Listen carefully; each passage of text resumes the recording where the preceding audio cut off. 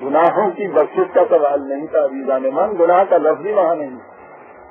بات جب آئے گی تو میں عرض کروں گا پھر تفصیل. یہاں اس کے معنی ہے عواقب.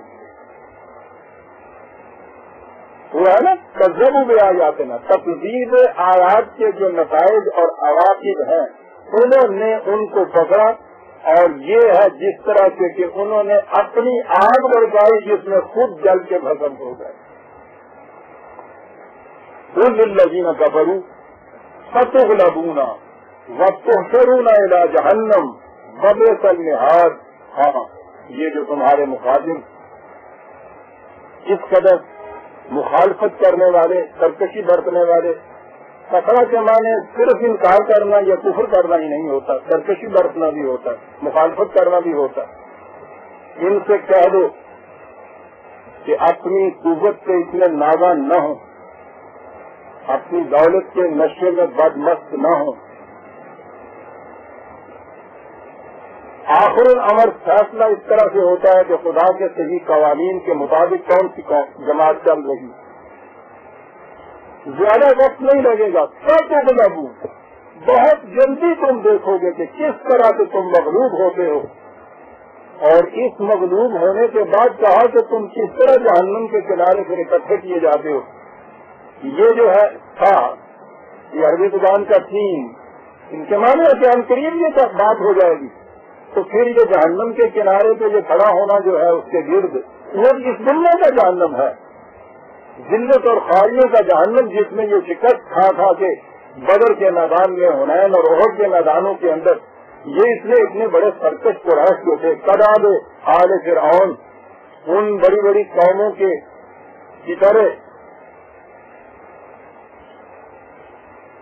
یہ ہے جس طرح سے مغلوب وہ ہوتے ہیں، اور یہ ہے وہ جہنم جہاں وہ لا کے کھڑے کیے جاتے ہیں. وبئس المہاد، اتنی بری جگہ ہے پھر وہ رہنے کی، ٹھہرنے کی. اب یہ جو میں نے عرض کیا کہ یہاں ستغلبون کہا، تحشرون کہا، یہ اسی دنیا کے اندر ان کی مغلوبیت تھی، یہی ان کا ذلیل خوار ہونا تھا.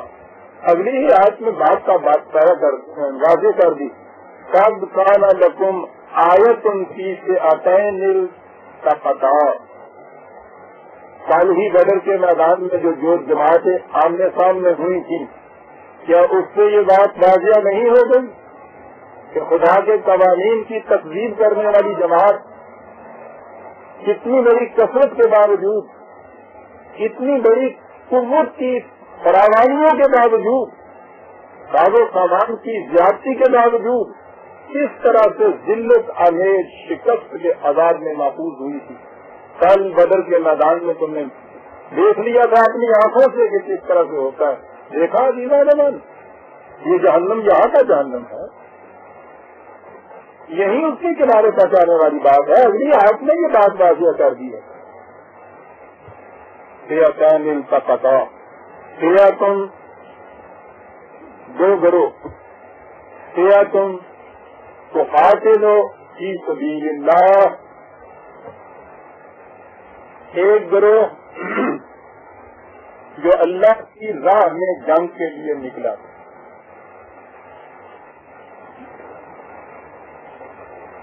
قریب ہر برس میں یہ اطلاع آئے گی، آتی چلی آ رہی ہے. فی سبیل اللہ، اللہ کے راستے میں.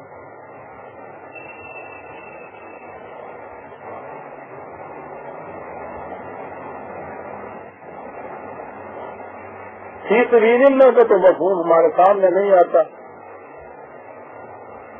یہ خالی سبیل جو ہے وہ تو ہمیں پتا ہے، وہ آگے چل کے جب سردی میں کسی دیا تو شبیل ہو جائیں گے. پھر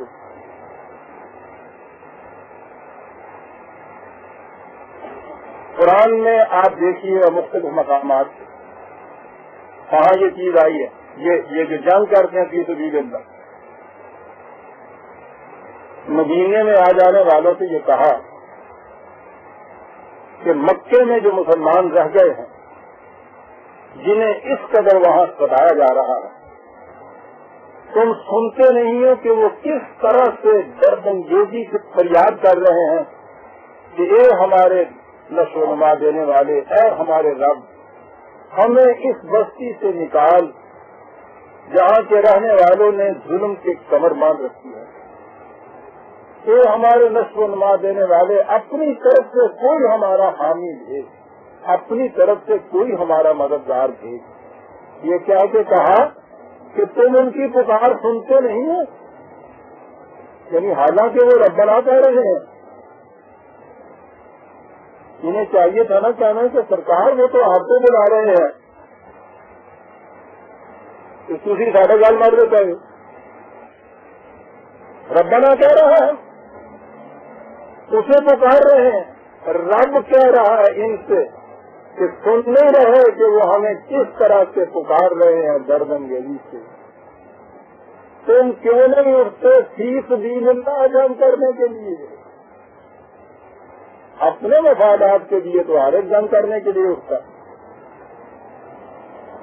اپنی قوم کے لیے ہر ایک جنگ کرنے کے لیے اٹھے گا، اپنی گروہ کے ساتھ بھی ہر ایک جنگ کرنے کے لیے اٹھے گا. مظلوم کی فریاد کے لیے سینے کٹے ہو کے کھڑے ہو جانا اور دشمن کی گولی اپنے سینے میں دے دینا، اسے محفوظ کر دینا، یہ فی سبیل اللہ جنگ ہے. دیوانے دیکھتے ہیں اللہ کی راہ کے معنی کیا ہوتے. قرآن نے تو اس معاملے میں جہاں تک لے گیا، اصلاح کے قدم آپ دیکھیں کس طرح قرآن اٹھا رہا ہے. عربوں کے ہاں جنگ کا جذبہ محرت کا مال غنیمت ہوتا تھا. ان کے ہاں کا رواج یہ تھا میدان جنگ میں جو کام غالب آئے پھر سپاہی جو لوٹ لے وہ ان کا، حتیٰ کہ دشمن کے قیدی بھی ان کے غلام، ان کی عورتیں، ان کی بندیاں، انفرادی طور پہ جو بھی لوٹ لے. یہ لوٹ کا جذبہ تھا کہ جو ان کے لیے جنگ کے اوپر ان کو آمادہ کرتا تھا. جس نظام نے جنگ خدا کی راہ میں لڑنے کے لیے کہا ہو اس میں لوٹ کا جذبہ محربہ تو رہ ہی نہیں سکتا. آپ نے دیکھا سورہ توبہ سورہ انفال میں جو کہا ہے کہ یاد رکھو مال غنیمت اللہ اور رسول کے لیے. انفرادی لوٹ سپاہیوں کی ختم کی، ایک ہی جنگ کا جذبہ محرتا تھا عربوں کے ہاں. غنیمت کا مال، غنیمت کا مال جب یہ کہہ دیا کہ تمہارا نہیں ہے، وہ بھی تمہاری اجتماعی ملکیت ہے. انفرادی جذبہ تو کوئی بھی بات ہی نہ رہا. اور جن کے دلوں سے یہ جذبے نکالے عزیزان من، 7 سال کی عمر میں کم از کم 82 جنگ اور چھوٹے چھوٹے سرائے جو کہ رسول اللہ صلی اللہ علیہ وسلم کی زندگی میں تو اس قوم نے جو کیے، اس جذبے کے ماتحت یہ کیے.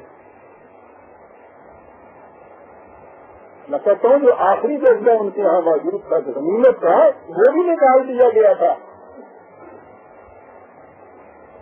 پھر یہ کون سا جذبہ تھا جس کے لیے یہ اس طرح سے مصروف جہاد رہتے تھے؟ وہ کہ مظلوم کی آواز جہاں سے آتی ہے اس کے لیے یہ جانے دینے کے لیے کھڑے ہوتے ہیں. وہ سورہ حج کی آیت کہ تمہیں جنگ کی اجازت دی جاتی ہے اگر ہم کرکش انسانوں کو دوسرے انسانوں کے ہاتھوں سے ان کی مدافعت نہ کریں تو یہودیوں کے گرجے، قومیں، عیسائیوں کے گرجے، راہبوں کی کوٹھریاں، ان میں سے کوئی دنیا میں باقی نہ رہے. یہ فی سبیل اللہ جنگ ہے عزیزان من. غیر مسلموں کے معابد کو بچانے کے لیے جنگ. مظلوم کی آواز جہاں سے بھی آئے، آواز تو عزیزان من نہ مومن ہوتی ہے نہ کافر ہوتی ہے، آواز تو صرف آواز ہوتی ہے. ظالم کی پکار، ظالم کی للکار ہوتی ہے، مظلوم کی پکار ہوتی ہے. مظلوم کی آواز کے اوپر اٹھنا، بلائے امتیازی سے مرتے سے پکارنے والا مظلوم مومن ہے یا کافر، اپنوں میں سے ہے یا دوسروں میں سے، اپنے کے لیے تو ہر ایک اٹھتا ہے. تو جو کام انسانیت کے مفاد کے لیے کیا جائے اسے قرآن کی اصطلاح میں فی سبیل اللہ کہتے ہیں.